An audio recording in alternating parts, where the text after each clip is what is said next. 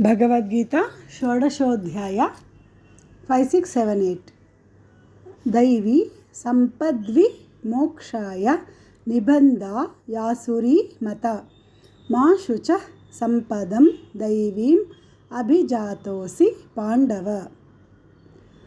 दैवी सम्पद्विमोक्षाय निबन्धा यासुरी मत मा शुचः सम्पदं दैवीम् अभिजातोऽसि पाण्डव। द्वौ भूत सर्गौ लोकेऽस्मिन् दैव आसुर एव च दैवो विस्तरशः प्रोक्त आसुरं पार्थ मे शृणु। द्वौ भूत सर्गौ लोकेऽस्मिन् दैव आसुर एव च दैवो विस्तरशः प्रोक्त आसुरं पार्थ मे शृणु।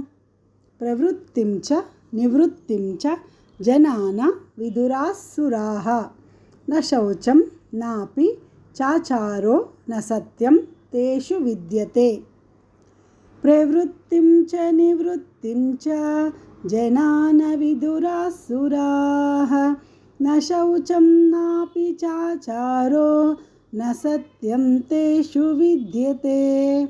असत्यमप्रतिष्ठं ते जगदाहुरनीश्वरम् अपरस्पर सम्भूतं किमन्यत् कामहैतुकम्। असत्यमप्रतिष्ठं ते जगदाहुरनीश्वरम् अपरस्पर सम्भूतं किमन्यत् कामहैतुकम्। दैवी सम्पद्विमोक्षाय निबन्धा यासुरी मत मा शुचः सम्पदं दैवीम् अभिजातोऽसि पाण्डव। द्वौ भूत सर्गौ लोकेऽस्मिन् दैव आसुर एव च दैवो विस्तरशः प्रोक्त आसुरं पार्थ मे शृणु।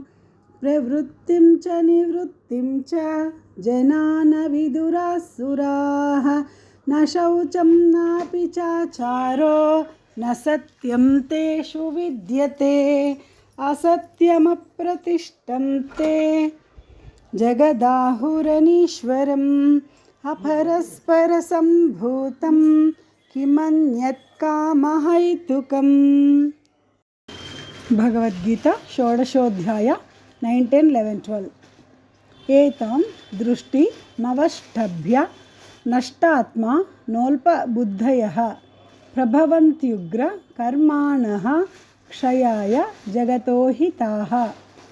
एतां दृष्टिमवष्टभ्य नष्टात्मानोल्पबुद्धयः प्रभवन्त्युग्र कर्माणः क्षयाय जगतो हिताः। काममाश्रित्य दुष्पूरं दम्भमानमदान्विताः मोहाद् गृहीत्वा सद्ग्राहान् प्रवर्तन्ते शुचिव्रताः। काममाश्रित्य दुष्पूरं दम्भमानमदान्विताः मोहाद् गृहीत्वा सद्ग्राहान् प्रवर्तन्ते शुचिव्रताः। चिन्ताम परिमेयां च प्रलयान्तामुपाश्रिताः कामोपभोगपरमा एतावदिति निश्चिताः। चिन्तामपरिमेयां च प्रलयान्तामुपाश्रिताः कामोपभोगपरमा एतावदिति निश्चिताः। आशापाशशतैर्बद्धाः कामक्रोधपरायणाः ईहन्ते कामभोगार्थम् अन्यायेनार्थसञ्चयान्। आशापाशशतैर्बद्धाः कामक्रोधपरायणाः ईहन्ते कामभोगार्थम् अन्यायेनार्थसञ्चयान्।